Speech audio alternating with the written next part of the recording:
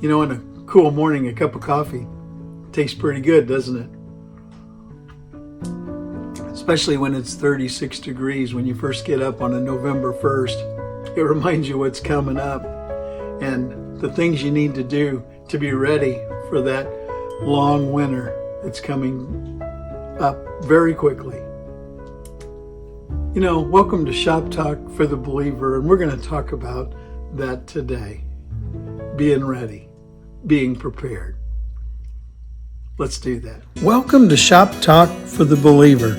Here we have another opportunity to look at the Word of God in light of circumstances in our life. It may be from the front porch, it may be from nature, it might even be from areas not around us in other places in the United States.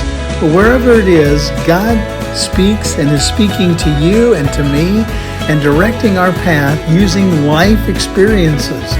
And we can be on a four-wheeler, we can be camping, wherever it is. If we're listening, God will speak. That's where the name Shop Talk for the Believer comes. Many times it's right from this shop in which you see me here. And we look forward to sharing the Word of God with you and applying it in a way that you can understand and be drawn closer to Him. Welcome to Shop Talk. As we get into this late fall season, that we have to get some things prepared. We have to get ready because we know some tough times are possibly going to come ahead. There can be some winter storms. There can be some power outages. It's going to get cold. We may even get some ice. So there's things to do. You know, we're reminded as the time changes, and that changes this weekend as well, that, you know, our evenings are going to be a lot shorter in the sense that it's going to get dark earlier than we're used to. And that makes for a long night. We have to prepare and get things done while we can. And so when this time of season comes, there's things to prepare for. Put those new batteries in the smoke detectors and in the CO2 detectors. We need to check that furnace filter, make sure it's ready for the long winter that's coming. We need to disconnect the garden hoses outside, make sure they're drained, and go around and make sure that, like for me, I have a little camper and it's winterized now. It's ready to go through the winter. Don't have to worry about freeze-ups of water or the holding tanks. It's just a process of getting ready, being prepared, making sure you have some extra food in case you get snowed in or the power goes out. You have a little extra heat source and opportunities to keep yourself and your family warm. There's a lot of things that we need to think about when we come to this season because we know what's coming. The potential. It may not happen, but we have to be prepared. The Word of God reminds us of the same thing. In Ephesians, Paul tells the church at Ephesus that they need to finally, in chapter 6 and verse 10, be strong in the Lord and in the strength of His might. See, that's something that we always need to be doing because we know tough times can come at any moment, unexpected or expected. And we have to be ready. He says, finally, be strong in the Lord and in the strength of His might. Put on the full armor of God so that you will be able to stand firm against the schemes of the devil. See, he reminds us that there are evil plans for God's children and we have to be ready. We can't go unprepared. We would be foolish to go into a winter season unprepared if we're able to do something about it. And it's important as God's children to be prepared because there are schemes and plans for evil and we need to be prepared. So he tells us what to do, Paul does in verse 12. For our struggle is not against flesh and blood, but against the rulers, against the powers, against the world forces of this darkness, against the spiritual forces of wickedness in the heavenly places. See, we might want to put an evil tag on some person, some individual, some group, but the reality is that's not where it belongs to be tagged. It needs to be tagged in those evil forces and those demonic powers that are over this world at this time.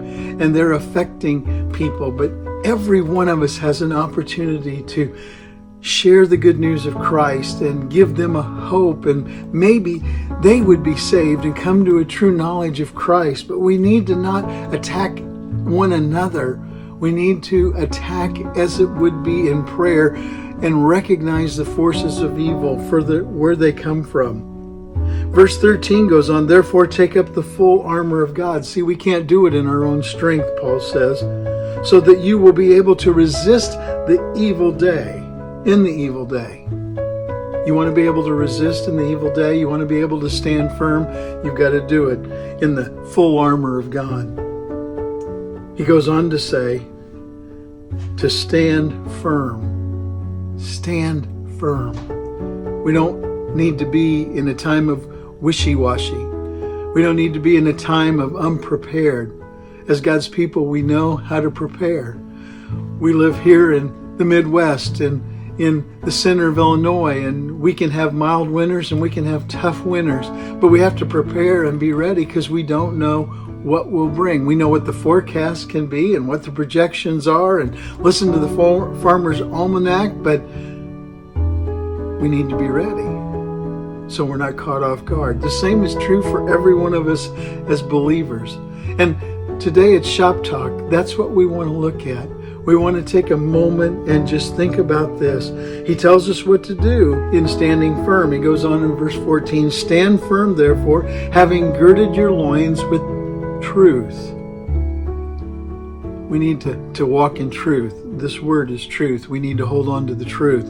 We don't need to get rid of the truth at any time. Having put on the breastplate of righteousness. That's how you and I to live. We keep the truth. We're to live righteously or rightly. We can't be perfect. God, the Son, died on the cross for our sin and His covered, and yet we live as right, as close, connected to Jesus Christ as we possibly can. Verse 15, and having shod your feet with the preparation of the gospel of peace. See, the gospel is good news. It speaks of peace when others talk of war.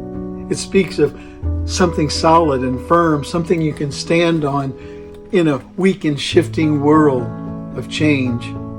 We need to be prepared. Verse 16, Paul goes on, in addition to all, taking up the shield of faith with which you will be able to extinguish all the flaming arrows of the evil one. See, faith is what carries us through. Faith is something that we must apply in our daily life. We don't live by sight, we live by faith. And then he goes on in verse 17. And take the helmet of salvation and the sword of the Spirit, which is the word of God. See, we have to take that helmet of salvation. You can't fight the battles without being saved. You may think you are, but you won't win.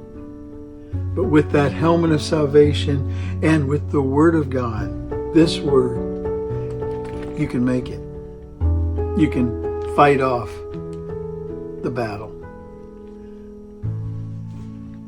We know winter's coming. Are you ready?